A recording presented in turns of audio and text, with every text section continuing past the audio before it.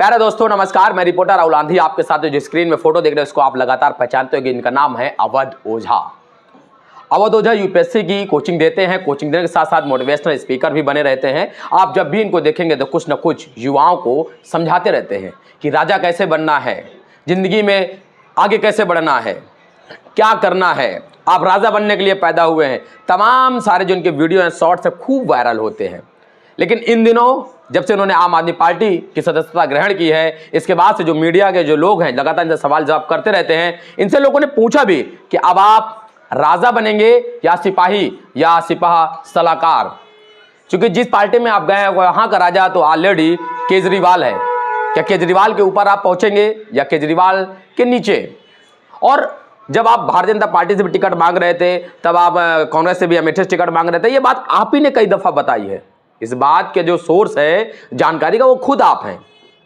और लगातार इतना सब चर्चाओं में आने के बाद उन्होंने कहा, हाँ मैं एक आदमी का एहसान मानता हूँ, बहन कुमारी मायावती जी का, जिन्होंने मुझे ऑफर किया कि आप चुनाव लड़ना चाहें तो हमारी पार्टी से लड़ सकते हैं, लेकिन उन्होंने उस जगह पर हमने मना कर दिया।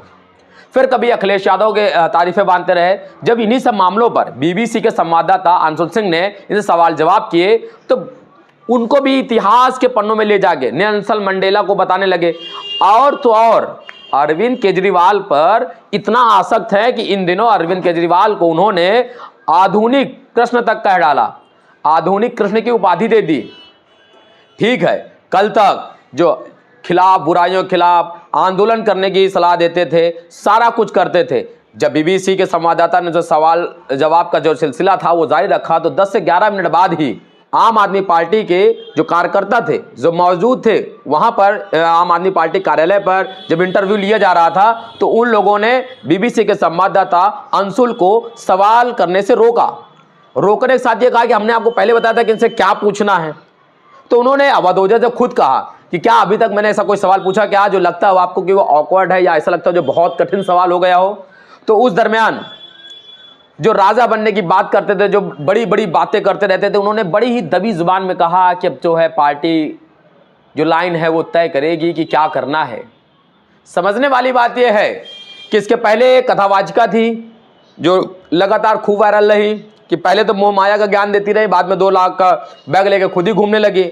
ये वही अवध ओझा है जो उत्तर प्रदेश और बिहार के जो स्टूडेंट थे यूपीएससी में तैयारी करने वाले, या जो वो तमाम सारे बच्चे जो इनको सुनते थे, जो इनकी बातों से प्रभावित होते थे, उन लोगों को सलाह दे डाला। अरे उत्तर प्रदेश में पैदा हुए एक आधा मुकदमे लगा तो हमारा पहचान कैसा भाई? हमारा मास्टर को कट्टा लेके चले गए, ये लड़ाई का बाद, वो झगड़े का बाद, वो कट्टे के बाद, वो बंदूक के बाद, मुकदमे के बाद, कितना बात बताते थे। और आम आदमी पार्टी का जिस दिन से पट्टा पहना, धीरे धीरे करके उनके आवाज के सुर भी सिकुड़ने लगे।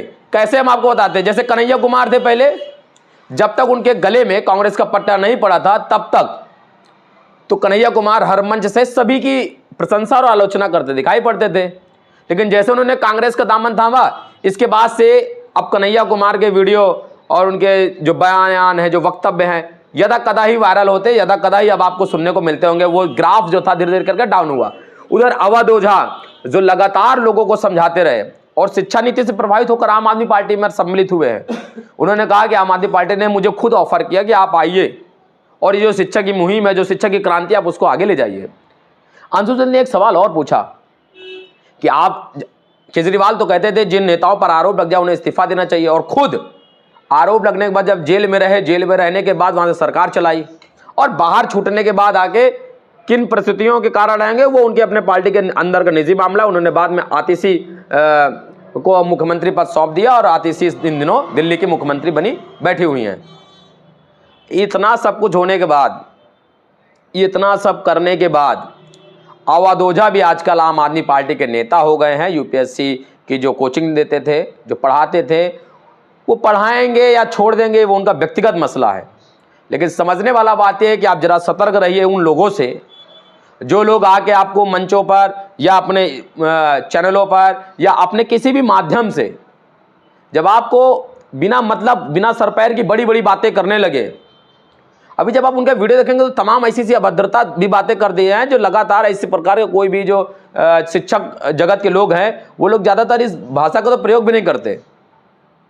लेकिन हाँ, एक फेम मिली, एक लोकप्रियता मिली लोकप्रियता मिलने के बाद जो उनकी वास्तविक जो जिज्ञासा थी फिर बाद में उभर के आई। गांव घर के लोग जो सीधे साधे स्टूडेंट थे, जिनको बड़े बड़े सपने दिखाते रहे, वो लोग, कई सारे लोग इनके बहकावे में आ भी गए। हालांकि जब अभी यूपीएससी में दिल्ली में जब राजेंद्रगंज जब पानी भरने के बाद तो एक छात्रा ने कहा कि अवध ओझा मास्टर नहीं गुंडा है, तो उसके बाद से वो लड़की भी खूब वायरल हुई थी।